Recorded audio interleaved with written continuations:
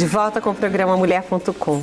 E hoje eu fico feliz porque a nossa missão hoje é levar a esperança. Tem muitas pessoas que durante toda a sua vida tiveram muitas dores, muitos problemas e alguns ficaram mal resolvidos. E a pessoa não consegue trabalhar aquilo de jeito nenhum. Não consegue nem receber ajuda, porque está impermeável na sua dor. Agora, nós não podemos julgar estas pessoas, de forma alguma. Não seríamos verdadeiros cristãos se nós nos tornássemos juízes destas pessoas para julgá-las. Pelo contrário, nós temos que ser essa mão que estende, esse braço e abraço que acolhe, né? Nós temos que ser ouvidos para ouvir esta dor dessa pessoa. Por quê? Muitos não estão conseguindo valorizar a vida. E o Setembro Amarelo, ele vem também para dar esse start, gente, esse alerta. Peraí, existe esperança sim, é por isso que eu quero hoje conversar com a psiquiatra, a Rosângela Zesler. Acertei? Boa tarde a todos. Seja bem-vinda. Ô Rita, o meu nome é complicado mesmo, que é... Mas eu acertei no final. Ó, é Zitzler. É pior do que eu imaginava. Eu estava falando como escreve Zitzler, né? E como se fala? Zitzler. Zitzler. Assim? É. Então, gente, a Rosângela vai conversar com a gente. É melhor agora. Rosângela. É melhor Rosângela. Mas eu gostei. Zitzler. É. Assim? Zitzler. Eu vou treinando, enquanto isso a gente vai ouvindo, porque você trouxe para nós hoje um pouco dessa esperança e de entender o porquê do Setembro Amarelo. Nós recentemente demos uma pincelada sobre as cores dos meses e a missão de cada cor na proposta, né, de conscientização, alerta. Cada um tem o seu propósito, ou comemoração, porque também existem cores para isso. Mas o Setembro Amarelo, o significado dele, vamos aprofundar hoje? Sim, então, é muito interessante, né? Porque o Setembro Amarelo se iniciou com a história de um jovem de 17 anos, o Mike Ime, dos Estados Unidos. Ele era um jovem muito carinhoso, um jovem dócil que gostava de mecânica, e ele tinha um carro Mustang e que ele reformou todinho e pintou de amarelo. E ele era, assim, um excelente filho, a família adorava ele, tinha muitos amigos, mas acontece que em 1994, inesperadamente, assim, de uma forma, assim, que realmente gerou um impacto, o Mike cometeu suicídio. E ele não falou para ninguém, nada, não pediu ajuda. Dor que ele sentia, absolutamente nada. E ficou uma incógnita. No enterro do Mike Ime, todos os amigos, a família, colocaram numa grande cesta vários cartões com uma mensagem: se precisar, peça ajuda em relação ao suicídio.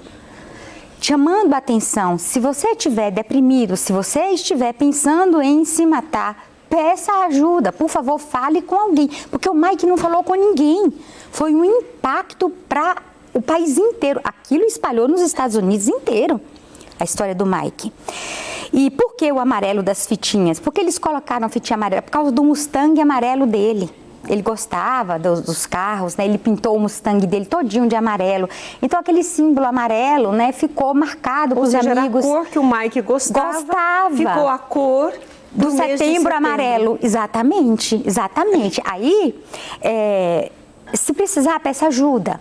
Então, essas fitinhas amarelas ficaram muito significativas. Então, a Organização Mundial de Saúde, logo em seguida, 2003, mais ou menos, isso começou a espalhar para todo mundo. E a Organização Mundial da Saúde determinou o dia 10 de setembro como Dia Mundial de Prevenção ao Suicídio, combate ao suicídio, 10 de setembro. Foi agora, sábado, né? Foi sábado. Sábado. E o Brasil começou com essa campanha em 2015, por incrível que pareça, né? É bem recente. É bem recente. Então, assim, isso remete a gente a uma reflexão, que algumas pessoas, elas não dão sinal, elas não falam nada, elas não comentam, e elas fazem, elas agem, e elas se matam. E o assunto ainda é um tabu, ainda é um tabu. A própria imprensa não divulga, não incentiva nada. Por quê? Às vezes, quando há uma divulgação, se não positivamente, como alerta, que é no caso dele, né, as pessoas, olha, eu acho que é isso que eu quero fazer. Então, há um cuidado da imprensa em não, assim, cada caso ser divulgado Mas o que a imprensa divulga? Um aumento. O que a imprensa tem divulgado, e nós aqui como veículos de comunicação temos essa responsabilidade, fazer um alerta. E assim como a cor do Mustang era amarelo, se a gente lembrar do nosso sinal de trânsito, o que é o amarelo para nós? Atenção. E é isso que você falou. As pessoas, algumas conseguem externar e até falar que vai fazer. E aí ninguém acredita falar, não vai fazer, não vai fazer. E aqueles que são mais silenciosos são os mais perigosos, porque essa pessoa não abre o coração. Então, esse amarelo para nós também pode ser um sinal de alerta. Muito. De atenção. Demais. E olha, Rita, e por incrível que pareça, o contrário também acontece. 90% das pessoas que tentam o suicídio já falaram que iam se matar e ninguém ligou. Falou, eu vou me matar. Mas a pessoa, tá chamando atenção, que nada. Imagina, se ele fosse fazer mesmo, sempre pensa assim, se ele fosse fazer mesmo isso, ele não ia falar, imagina, que nada. Ele falou, só que ninguém ligou. Eles falam. E é tabu. Então, muitas vezes no nosso trabalho como médico, psicólogo, na saúde mental, e até o trabalho como clínico mesmo, a gente pergunta, você já pensou alguma vez em morrer? Você tem vontade de morrer? A gente pergunta, não é mais tabu. O trabalho médico mudou. Porque o suicídio tem se tornado um problema de saúde pública. Para você ter uma ideia, a cada 40 segundos uma pessoa se mata no mundo. 40 segundos. A cada 40 segundos. 800 mil pessoas morrem de suicídio por ano no mundo.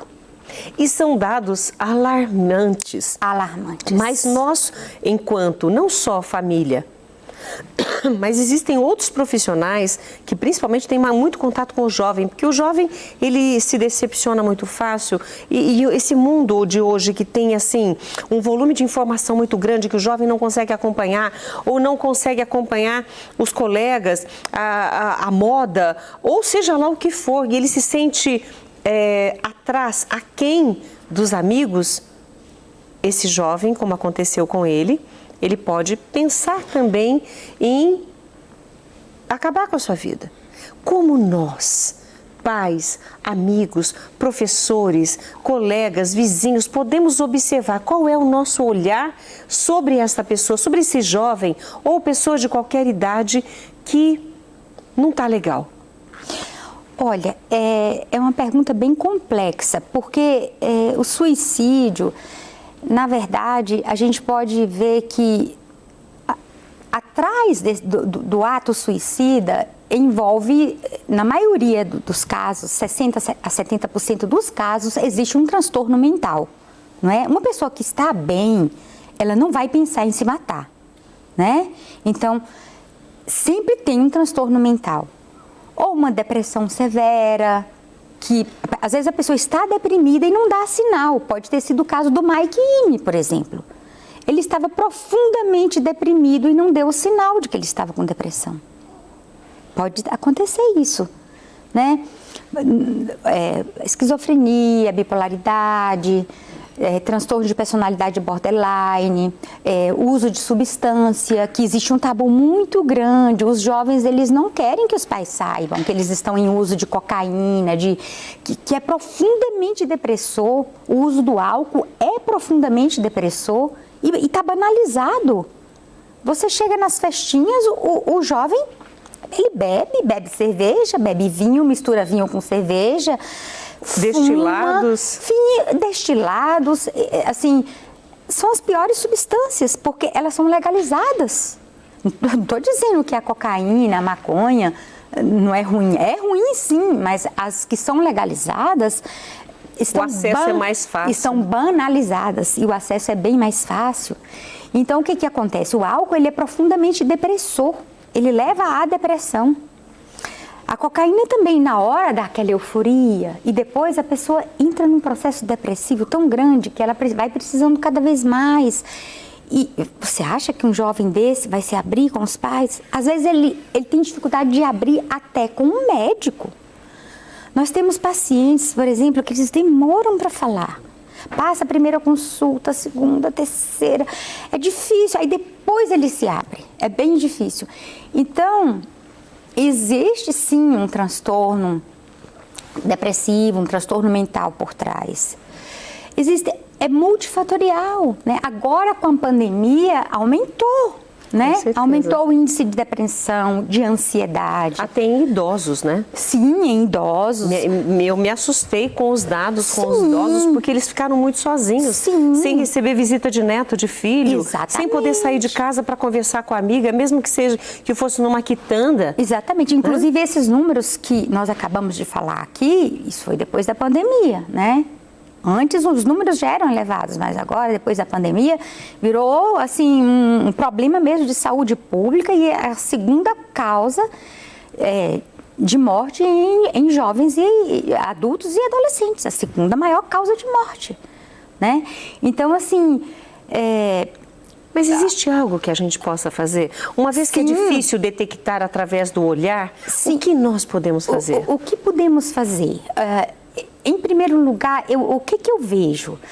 Quando as pessoas falam, olha, eu não estou bem, eu não estou bem, eu estou deprimida. Às vezes a pessoa não usa nem a palavra, eu estou deprimida. Às vezes a pessoa fala, eu não estou conseguindo fazer as coisas, eu estou devagar, eu não estou tendo alegria. Às vezes a pessoa não sabe utilizar a palavra depressão, porque é uma palavra técnica. Primeiro porque ela não acha que está.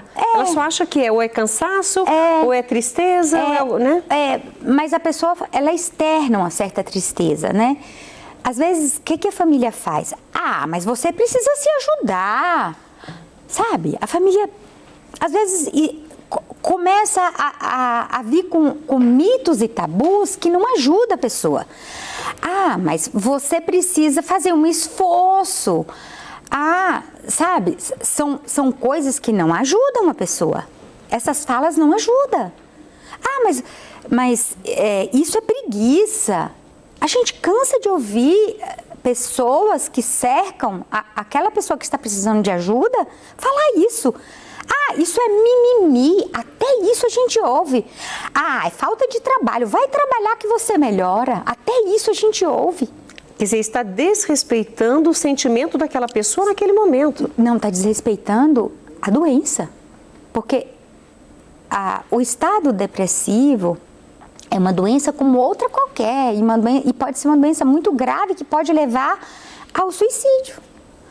Né? Tem consequências bem graves. Sim, bem graves. E a pessoa, ela fica sem energia. Ela não consegue, às vezes, levantar da cama. Ela não tem desejo de sair. Ela não tem desejo de ver amigos, ela fica isolada. Então, quando você me perguntou sobre a pandemia, na pandemia havia fatores que corroboraram para a ansiedade e a depressão. Por exemplo, o isolamento social. As pessoas ficavam isoladas com medo do vírus. Então, a primeira onda foi o vírus em si.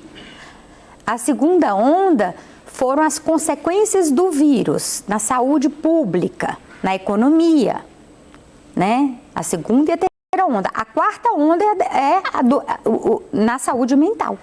O impacto na saúde mental.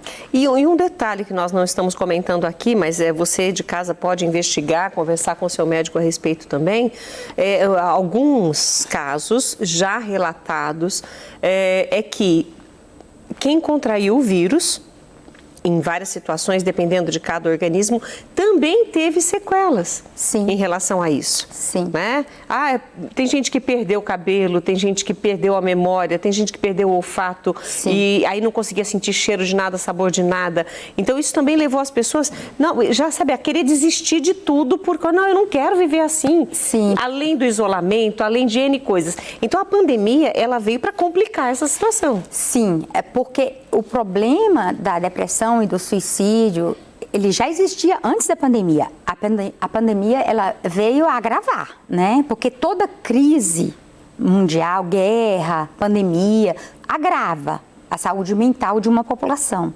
Então, essa pandemia, ela veio a agravar, né? Por conta do quê? Da ansiedade, do medo, do isolamento social, luto. As pessoas perderam seus entes queridos. Verdade. Em todos os países do mundo, né? Houve falência do sistema da saúde, né? Em países ricos, inclusive. Não somente aqui no Brasil, em países ricos, inclusive. Falência no sistema da saúde, sobrecarga dos trabalhadores da saúde, adoecimento dos trabalhores da saúde, né? Em todos os lugares do mundo, né? Nós rezamos bastante aqui por eles também. Então, você falou de oração, né, a espiritualidade é um fator muito positivo, que ajuda muito as pessoas, né? As pessoas que buscam a espiritualidade, que buscam uma ligação com Deus, né? Cada um da sua forma, né? É um fator protetor. É um fator protetor contra o suicídio, é um fator que ajuda as pessoas a se levantarem, né? Porque, assim, filosofando e não querendo filosofar, nós podemos comparar a vida ao traçado de um eletrocardiograma. Eu acho que todo mundo já viu o eletrocardiograma. Que sobe e desce. Que sobe e desce, sobe e desce, né? Aquele complexo QRS que sobe e desce, sobe e desce. Então, esse é o resumo da vida. O sobe e desce, o sobe e desce. O que seria esse resumo da vida, esse sobe e desce? Quando você sobe, tá tudo bem, tudo maravilhoso, você está num momento bom, né? E o desce seria um momento de dor, um momento de perda, um momento de crise, que todo mundo pode ter. Porque a vida, ela é feita de altos e baixos. Mas não vai ficar ali, né? Não. Vai subir de novo. Vai subir de novo. Então, é o resumo da vida. Então, a vida, ela é feita de tudo isso daí. Então, quando a gente tem essa espiritualidade, essa ligação com o Criador, cada um da sua maneira e a gente respeitando cada um, como cada um crê, né? A gente consegue enfrentar essas crises da vida, esses altos e baixos, né? É um alento. É um alento. E ainda comparando com o eletrocardiograma, quando ele faz assim, o que acontece, Rita? Quando o eletrocardiograma está assim. O coração parou de bater. Quando está retinho? Isso. Parou, já era. E quando parou, o que já era? A vida já se foi. Então, quando a vida se foi, aí acabam as crises, né? Então, enquanto tem vida, há crises. Altos e baixos. Altos e baixos, então isso faz parte da vida. E eu quero aproveitar, gente, e passar para vocês que a Rosângela trouxe para nós uma lembrança muito importante. Em todo o Brasil, o número 188 é o número do Centro de Valorização da Vida. E nós estamos aqui, apesar de falarmos da parte triste, né, do outro lado da moeda da depressão e das pessoas que atentam contra as suas vidas, existe também o outro lado de quem quer ajudar.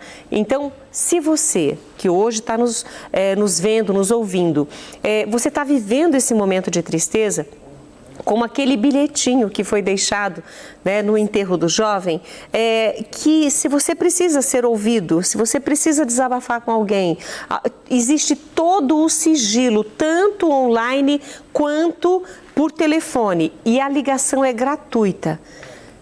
Antes de fazer qualquer besteira, ligue 188. Você de todo o Brasil, a ligação é gratuita e você pode ser ouvido, já vai te ajudar bastante. que é um bom começo, não é, Rosângela? Sim, e existe o site também do Centro de Valorização da Vida e também é sigiloso, né? E lá tem o chat, você pode conversar com a pessoa ali no chat, quem gosta da internet, né? Pode ali estar conversando, é também sigiloso e também funciona 24 horas, né? Então, se precisar, peça ajuda, né?